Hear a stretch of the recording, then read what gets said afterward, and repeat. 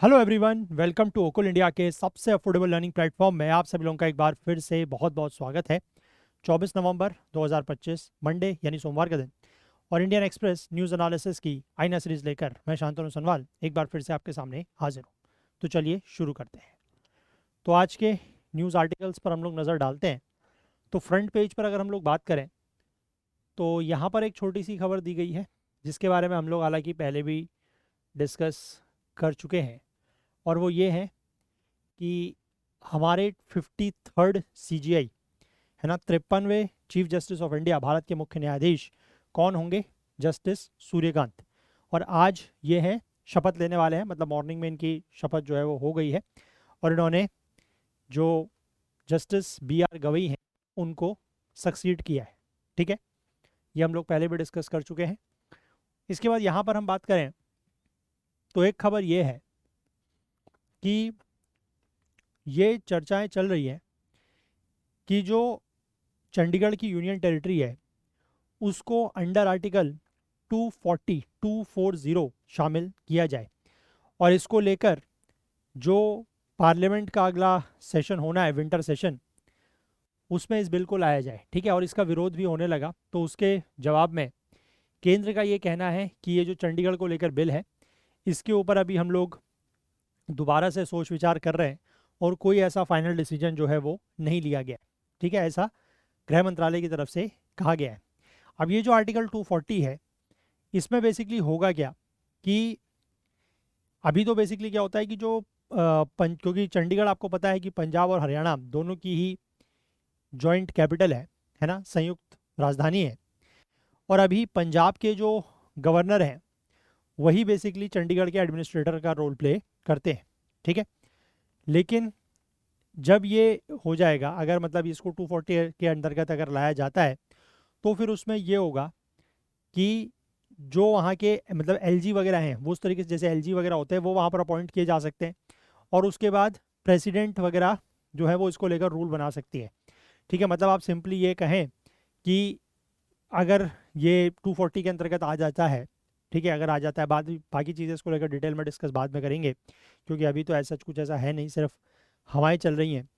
ठीक है, तो अगर ये उसमें आ जाता है तो फिर प्रेसिडेंट जो है वो इसको लेकर जो भी रूल्स रेगुलेशंस है वो बना सकते हैं। ठीक है, तो उसको लेकर फिर मतलब अगर कोई भी बदलाव चंडीगढ़ को लेकर अगर करना हो तो उसमें बेसिकली क्या होगा कि फिर पार्लियामेंट में वो जो मतलब कोई भी बिल वगैरह लाने की ज़रूरत नहीं पड़ेगी, वो डायरेक्टली प्रेसिडेंट के ऑर्डर से किया जा सकता है। ठीक है, तो बाकी बहस को लेकर हम बाद में डिस्कस करेंगे। मैंने थोड़ा सा आपको यहाँ पर मेंशन दे दिया एक आर्टिकल का, दैट इज़ 240। तो थोड़ा सा इसको आप लोग एक बार देख लीजिएगा। ठीक है, बाकी इसको लेकर डिटेल में हम लोग बाद में बात करेंगे। ठीक है, फिलहाल हम यहाँ पर अगर बात करें एक नेवल एक्सरसाइज की, एक नेवी की एक्सरसाइज है। नाम याद रखिएगा, ऑस इंडेक्स। ठीक है, नाम से ही वैसे क्लियर है। ऑस इंडेक्स मतलब ऑस्ट्रेलिया और इंडिया की, ठीक है, जॉइंट नेवी एक्सरसाइज है, नेवल एक्सरसाइज है। और इसमें इंडिया की तरफ से शामिल कौन हो रहा है? इंडिया की तरफ से इसमें शामिल हो रहा है INS सह्याद्री। ठीक है, ये आपको थोड़ा सा अगर मैं और जूम करूँ, ठीक है, इसमें इंडिया की तरफ से शामिल हो रहा है INS सह्याद्री और रॉयल ऑस्ट्रेलियन नेवी का HMAS बैलारेट। ठीक है, और ये हो रही है नॉर्दर्न पैसिफिक में। याद रखिएगा, ऑस इंडेक्स 2025। ठीक है, इंडिया और ऑस्ट्रेलिया के बीच की ये जॉइंट नेवल एक्सरसाइज है। इसके बाद हम लोग आगे बढ़ते हैं। एक्सप्लेन पेज पर हमें एक आर्टिकल देखना है, हालांकि उसके बारे में हम लोग कुछ दिनों पहले ऑलरेडी डिस्कस कर चुके हैं, बट फिर भी थोड़ा सा हम यहाँ पर अगर उसको देखें तो ये बात की जा रही है जो अभी 4 लेबर कोड्स लाए गए हैं उसको लेकर। ठीक है, इसके बारे में हम लोग ऑलरेडी वैसे पहले डिस्कस कर चुके हैं, बट अगर मैं फिर से इसको यहाँ पर डिस्कस करूँ, थोड़ा सा डिटेल में दिया गया है ना, कि वर्कर्स और एम्प्लॉयज़ के लिए ये जो लेबर कोड्स लाए गए हैं उससे क्या बदलाव होता है। ठीक है, देखो, तो वैसे तो हम इसका एक ब्रीफ ओवरव्यू तो देख चुके थे जिस दिन ये इंट्रोड्यूस हुआ था उसी दिन, है ना, लेकिन अब इसको फिर से हम लोग आज देखते हैं। ठीक है,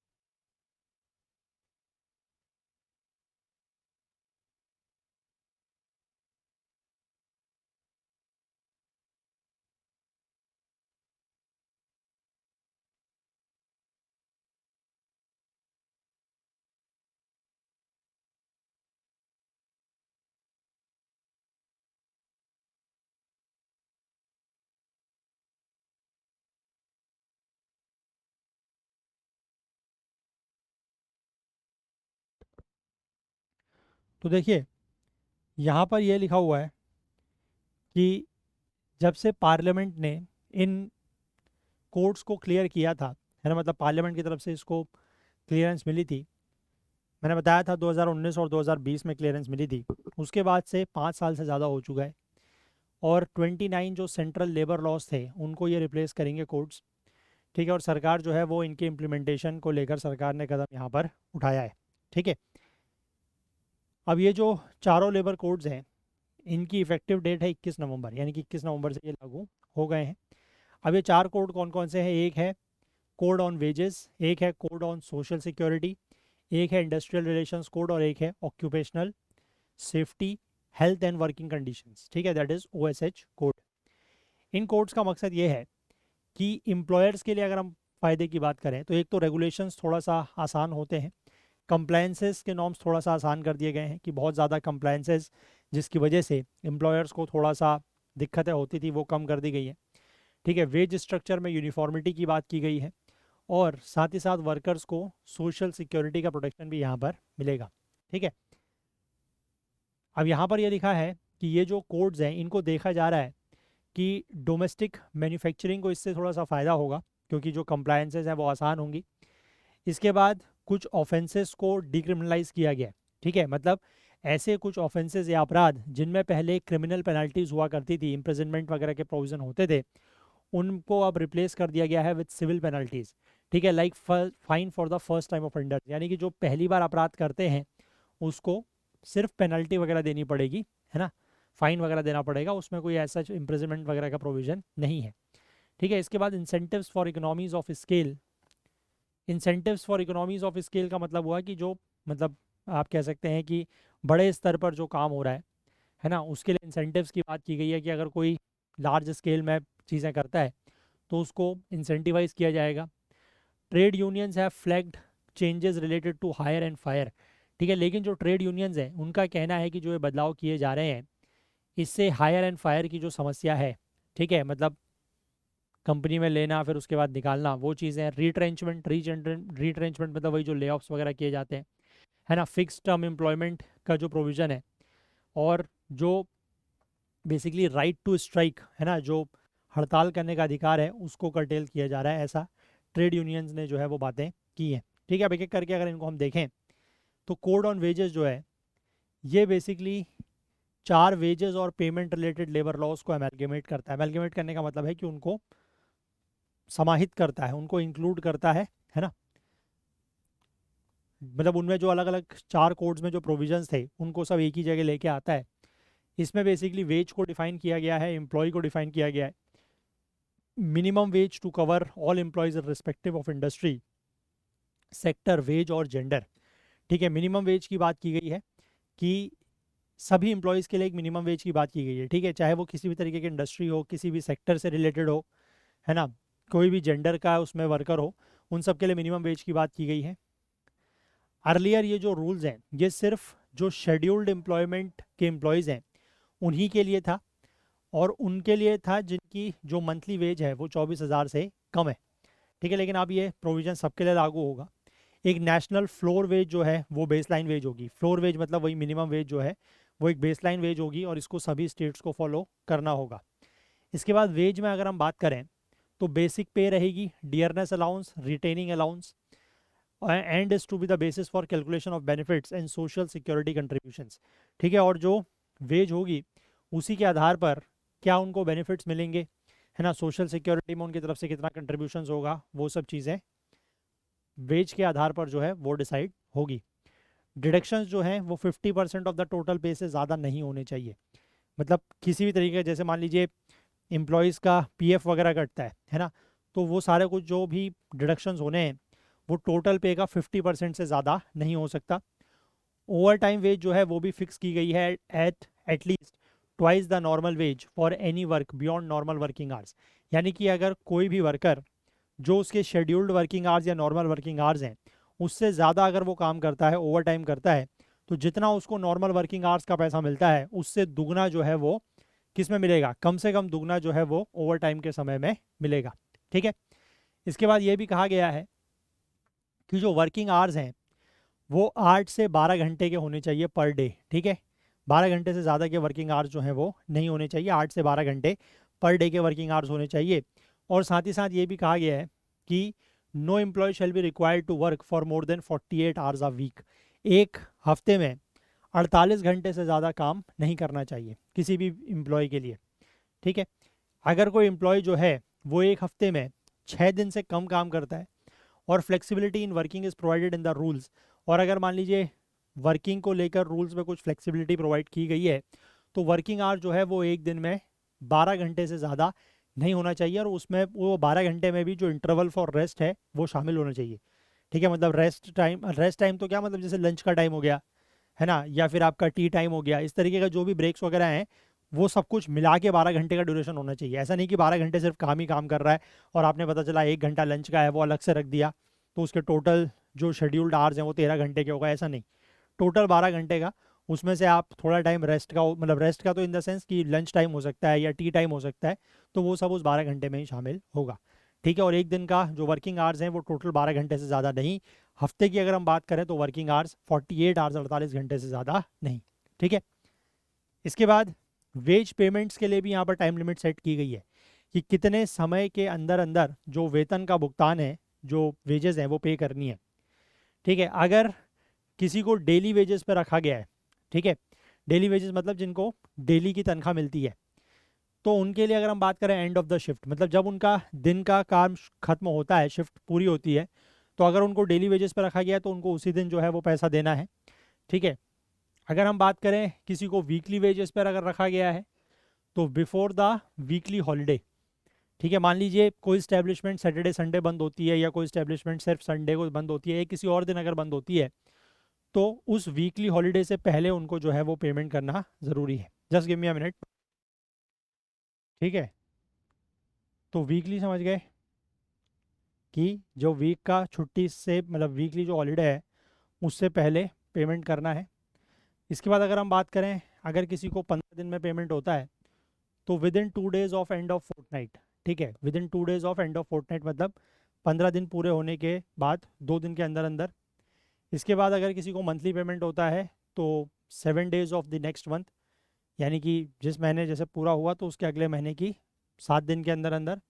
और within 2 days for resignation और टर्मिनेशन, और अगर किसी को टर्मिनेट किया जाता है या कोई अपना रेजिग्नेशन देता है तो उसके 2 दिन के अंदर अंदर पेमेंट करना है। तो ये टाइमली वेजेस के पेमेंट को लेकर भी यहाँ पर टाइमलाइन जो है वो डिफाइन की गई है।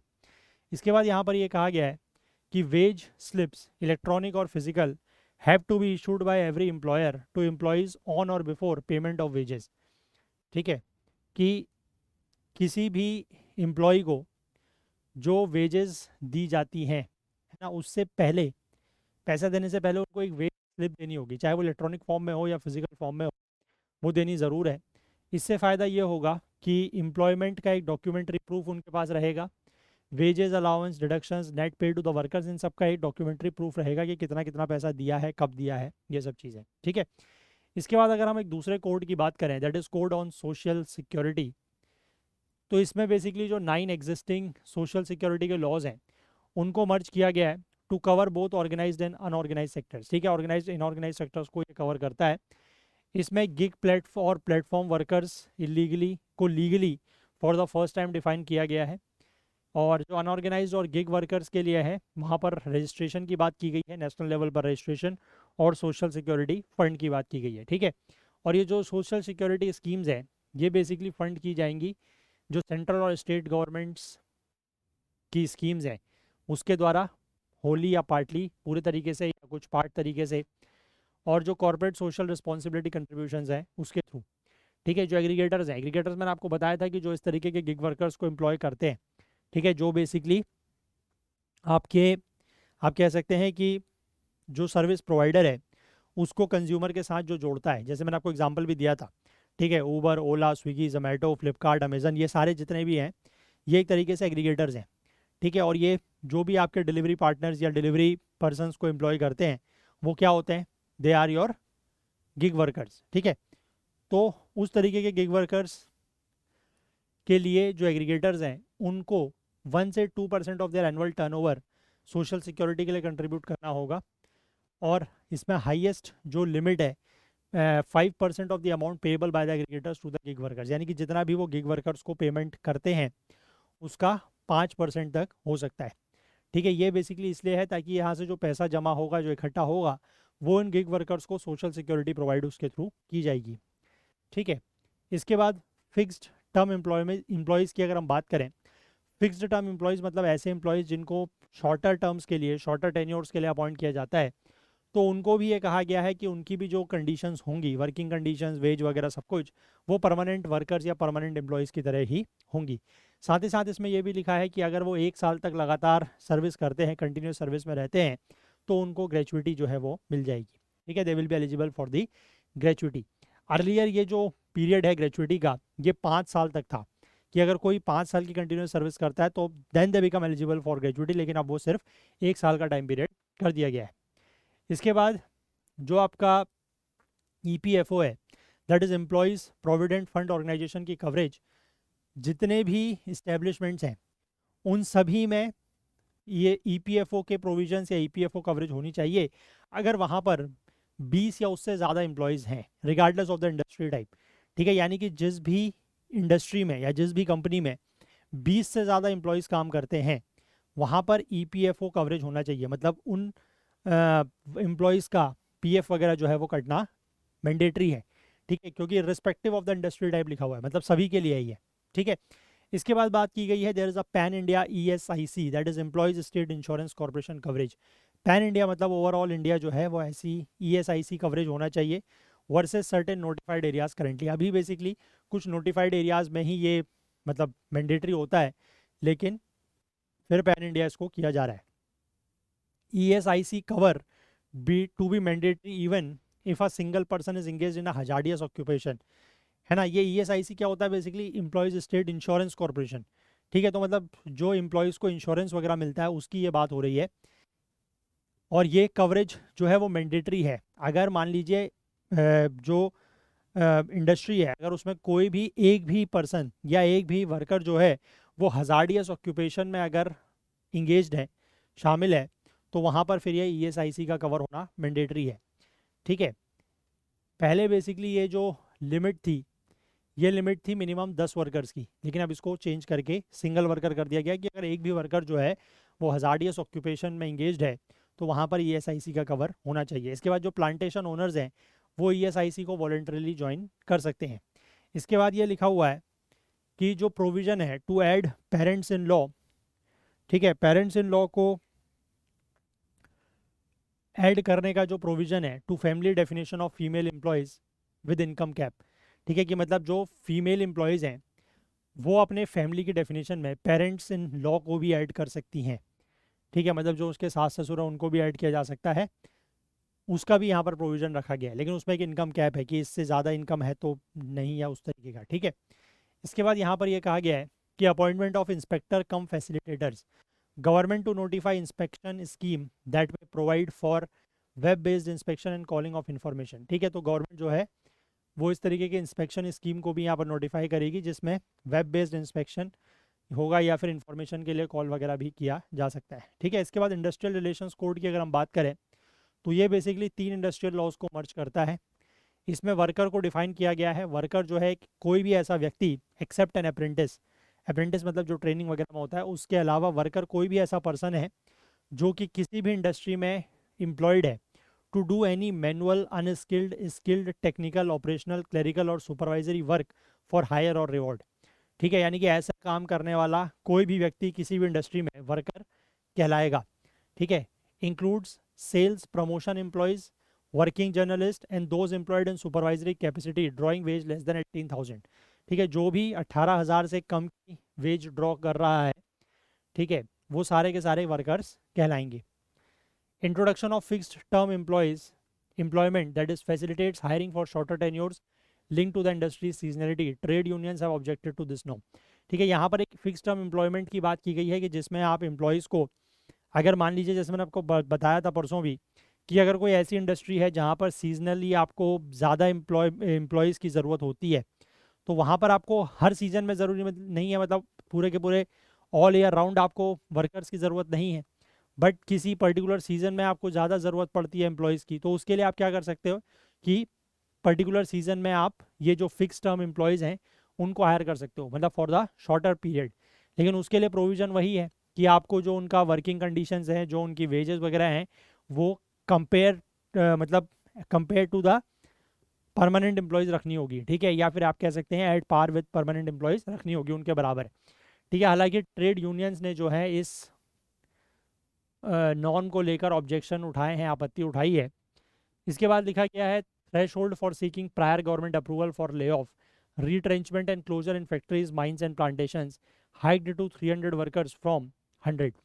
तो इसका मतलब ये है कि अगर आप ले ऑफ कर रहे हैं, रीट्रेंचमेंट कर रहे हैं, या फैक्ट्रीज वगैरह को, माइंस को, प्लांटेशंस को बंद कर रहे हैं, तो उसमें पहले पहले क्या होता था कि अगर आपके पास 100 वर्कर भी थे तो आपको गवर्नमेंट से परमिशन लेनी होती थी। लेकिन अब वो जो लिमिट है वो बढ़ा के 300 वर्कर की कर दी गई। यानी कि अगर आपके पास 300 से कम वर्कर्स हैं और आप किसी को निकालना चाहते हैं, ठीक है, ले ऑफ करना चाहते हैं, या अपनी फैक्ट्री, माइंस, प्लांटेशंस को बंद करना चाहते हैं, तो प्रायर गवर्नमेंट अप्रूवल की ज़रूरत नहीं है until and unless you have less than 300 workers, ठीक है।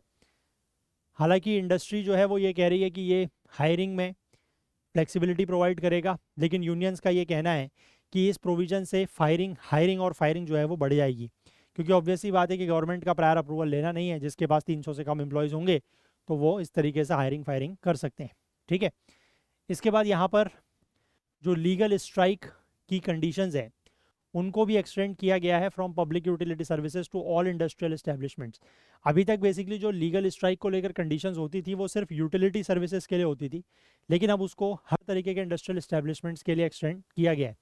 अभी बेसिकली क्या होता है कि जो पब्लिक यूटिलिटीज़ के वर्कर्स हैं, पब्लिक यूटिलिटीज़ मतलब जैसे water, electricity, natural gas, telephone या बाकी एसेंशियल सर्विसेज से जुड़े जो लोग हैं, उनको नोटिस देना होता है, give a strike notice within 6 weeks before striking और within 14 days of giving such notice, ठीक है। कि मतलब अगर वो जब भी स्ट्राइक करने वाले हैं किसी पर्टिकुलर डे पे, तो उससे 6 हफ्ते पहले उनको नोटिस देना होता है, ठीक है, कि हम इस दिन स्ट्राइक करेंगे। ऐसे आप सडनली स्ट्राइक नहीं कर सकते किसी भी दिन, है ना, तो उसको लेकर यहाँ पर प्रोविज़न है। लेकिन अब ये सबके लिए जो है वो कर दिया गया है, पहले सिर्फ पब्लिक यूटिलिटीज़ के से जुड़े हुए वर्कर्स के लिए होता था। अब यहाँ पर ये लिखा है कि that workers can not strike without giving notice with in, कि वर्कर जो है वो स्ट्राइक नहीं कर सकते, उनको नोटिस देना होगा। कितने दिन का नोटिस देने की बात की गई है? 60 डेज बिफोर स्ट्राइकिंग और within 14 days of giving such notice, ठीक है। कि वो मतलब पहले तो 60 दिन पहले उनको आप कह सकते हैं कि नोटिस देना होगा, और नोटिस देने के 14 दिनों के अंदर अंदर वो कोई भी इस तरीके की स्ट्राइक नहीं कर सकते, ठीक है। The definition of strike has been amended to include mass casual leave, ठीक है। यहाँ पर जो डेफिनेशन ऑफ स्ट्राइक है उसको भी थोड़ा सा अमेंड किया गया है, उसमें मास कैजुअल लीव को भी शामिल किया गया है।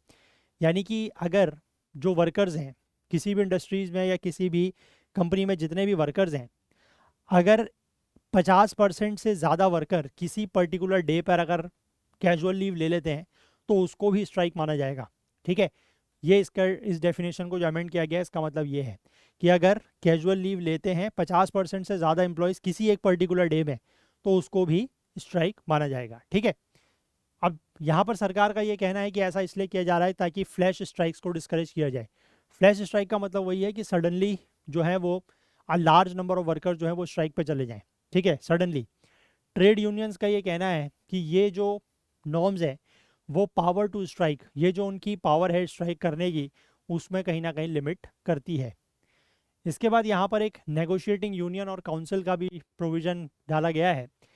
ऐसे ट्रेड यूनियन जिसमें 51% मेंबरशिप वर्कर्स की है वही सोल नेगोशिएटिंग यूनियन होगा, ठीक है। क्योंकि किसी भी इंडस्ट्री में जहाँ पर ज़्यादा वर्कर्स होते हैं वहाँ पर अलग अलग ट्रेड यूनियंस होती हैं, ठीक है। लेकिन ऐसी ट्रेड यूनियन जिसमें 51% जो मेंबर्स हैं उस ट्रेड यूनियन के वो एम्प्लॉयज़ होंगे, ठीक है, मतलब 51% मेंबरशिप ऑफ द वर्कर्स, मतलब ऐसी ट्रेड यूनियन जिसमें कम से कम उस इंडस्ट्री के, उस कंपनी के 51% मेंबर्स यूनियन होंगे, वही नेगोशिएटिंग यूनियन होगी, ठीक है। अगर अलग अलग यूनियन होती है तो वाली बात है ये, ठीक है। इसके बाद ये लिखा गया है कि अगर किसी इस्टेब्लिशमेंट में एक से ज़्यादा यूनियन है तो नेगोशिएटिंग काउंसिल जो है वो बनाई जाएगी with the representative of unions having 20% of workers as members, ठीक है। 20% ऑफ द वर्कर्स जिस भी यूनियन में होंगे उनको मिलाकर एक काउंसिल बनाई जाएगी, ठीक है, रिप्रेजेंटेटिव ऑफ यूनियंस की, representing 1 seat for each 20% of the verified membership.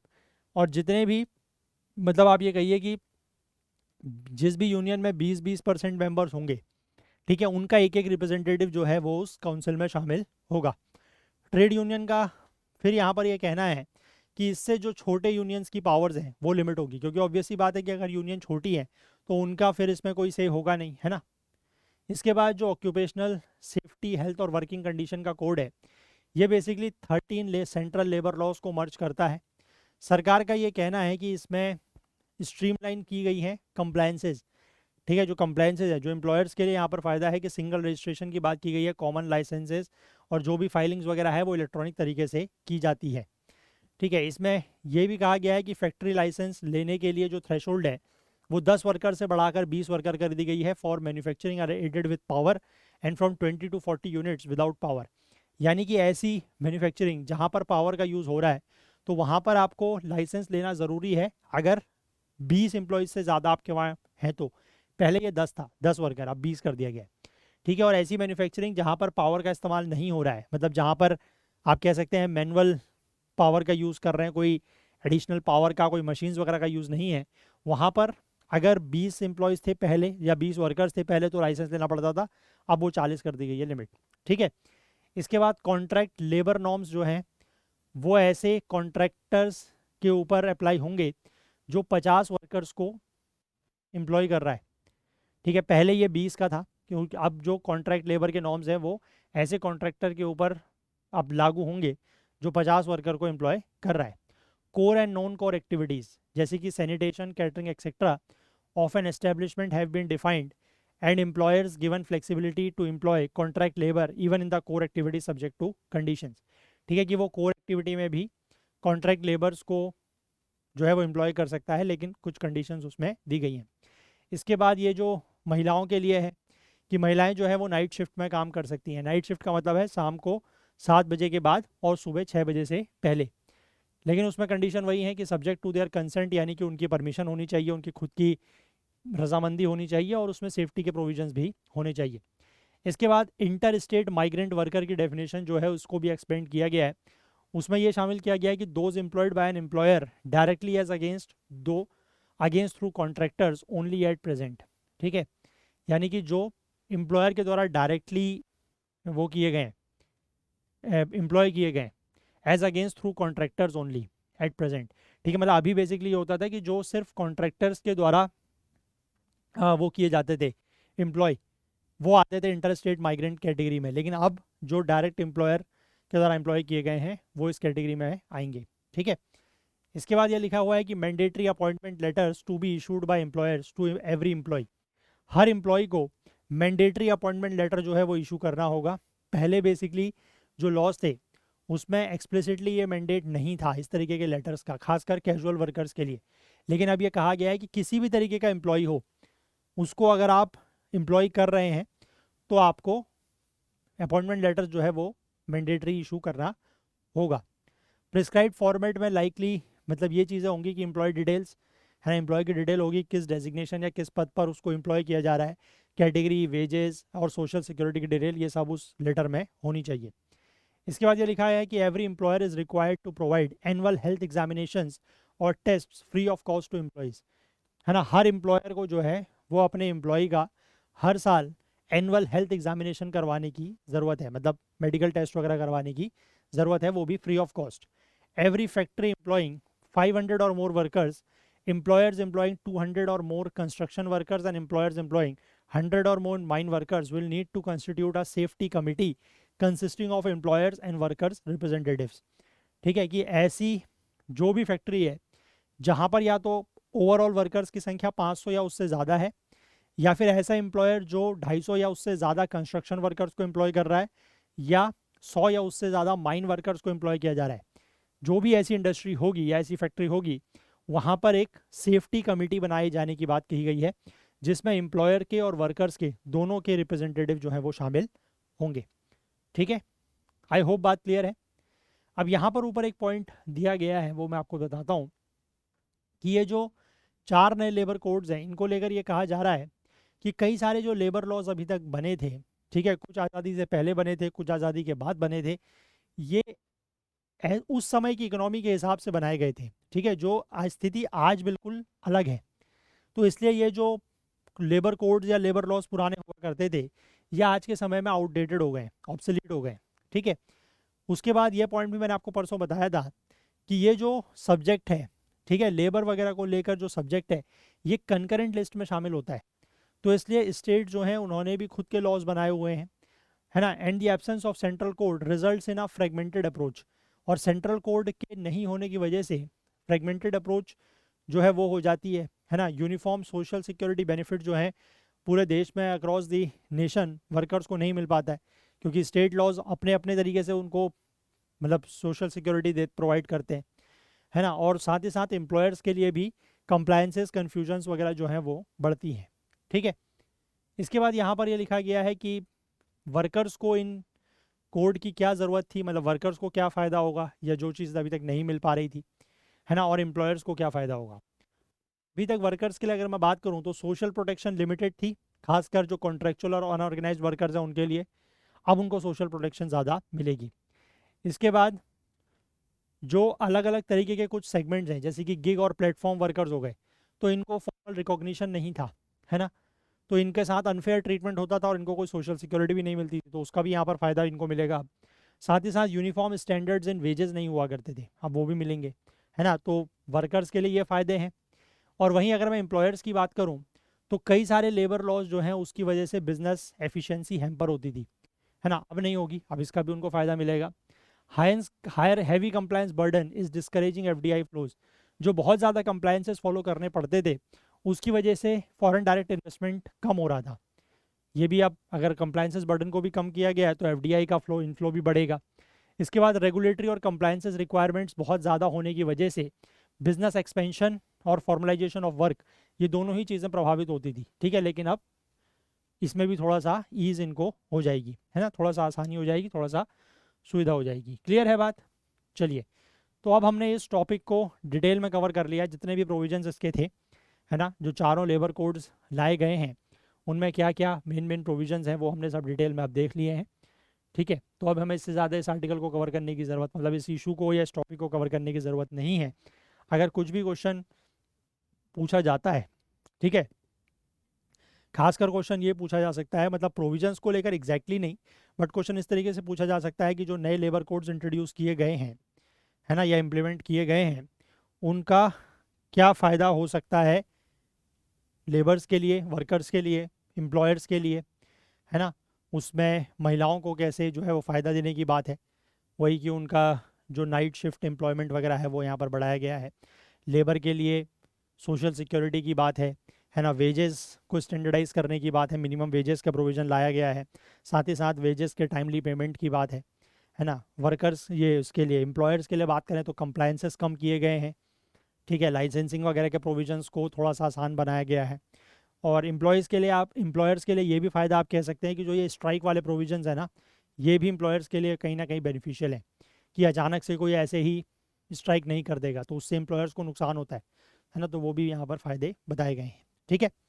चलिए, और इसके क्रिटिसिज्म भी कुछ आप बता सकते हैं, जो यहाँ पर ट्रेड यूनियंस किस तरीके से कुछ कुछ प्रोविजंस को लेकर क्रिटिसिज्म कर रहे हैं वो भी आप बता सकते हैं, ठीक है। चलिए, तो यही सारे आर्टिकल्स थे जो आज हमें डिस्कस करने थे, तो इसलिए सेशन को हम लोग इतना ही रखेंगे। और जाने से पहले मैं आपको बता दूं कि अगर आप मेंस अगले साल का पेपर देना चाहते हैं, 2026 और 27 का मेंस के लिए आंसर राइटिंग प्रोग्राम हम लोग लेके आए हैं, और यही बिल्कुल अभी मैं कह सकता हूँ कि राइट टाइम है आंसर राइटिंग को स्टार्ट करने के लिए, कि अभी आप लोग प्रीलिम्स से थोड़े समय पहले तक आंसर राइटिंग कर सकते हैं, है ना। और उसके बाद फिर प्रीलिम्स के बाद आपका जो 1-2 महीने मिलता है उस समय भी आप रिग्रेस प्रैक्टिस कर सकते हैं। तो वो हमने प्रोग्राम को उसी तरीके से डिज़ाइन किया है, ठीक है। तो आप चाहें तो इनमें से किसी प्रोग्राम में एनरोल कर सकते हैं, नीचे डिस्क्रिप्शन में आपको इसका लिंक मिल जाएगा। वहीं अगर टेस्ट सीरीज़ की बात करूं फॉर प्रीलिम्स, तो वो भी हमारे पास है, टोटल 51 टेस्ट की, सिर्फ 599 रुपीज़ में हम आपको दे रहे हैं, अगर आप चाहें तो इसमें भी एनरोल कर सकते हैं। और सी सेट के अगर बैच की मैं बात करूँ तो हमारी लाइव क्लासेस का सी सेट बैच जो है वो भी चल रहा है, ओनली एट 1299 रुपीज़, आप चाहें तो इसमें भी एनरोल कर सकते हैं। और 49 रुपीज़ पे करके आप इसका ट्रायल भी ले सकते हैं। तो उसके लिए आपको ये QR कोड या UPI ID पर 49 रुपीज़ पे करने होंगे और टेलीग्राम या व्हाट्सएप पर हमें मैसेज करना होगा। देन आप you will be added to a Telegram group, जहाँ पर आप ये ट्रायल क्लासेस को एक्सेस कर सकते हैं। और उसके बाद अगर आप सेटिस्फाइड होते हैं तो आप रिमेनिंग अमाउंट पे करके फुल कोर्स में भी एनरोल कर सकते हैं। ठीक है, चलिए, तो अगर आपको आज का सेशन पसंद आया हो तो लाइक ज़रूर करें, ज़्यादा से ज़्यादा शेयर करें। आपके जो भी डाउट्स हैं, जो क्वेरीज़ हैं, वो आप कमेंट कर सकते हैं। चैनल को अभी तक आपने सब्सक्राइब नहीं किया तो वो ज़रूर कर लें। बेल आइकन प्रेस करना ना भूलें ताकि वीडियोस के नोटिफिकेशन आपको ऑन टाइम मिल सके। हाईलाइटेड आर्टिकल्स और बाकी रेलिवेंट इन्फॉर्मेशन के लिए आप हमारा करंट अफेयर्स ओकुल टेलीग्राम चैनल जो है इसको जरूर ज्वाइन करें टेलीग्राम पर, और इसका भी लिंक नीचे डिस्क्रिप्शन पे है, या फिर आप इसको करंट अफेयर्स ओकुल सर्च करके भी टेलीग्राम में ज्वाइन कर सकते हैं, या इस QR कोड को स्कैन करके भी ज्वाइन कर सकते हैं। ठीक है, चलिए, तो आज के लिए इतना ही रखते हैं, बाकी कल को फिर से मिलेंगे इंडियन एक्सप्रेस न्यूज़ एनालिसिस की आईना सीरीज़ के साथ। तब तक के लिए अपना बहुत बहुत ध्यान रखें। Please do take care of yourself. Thank you, have a nice day, bye bye.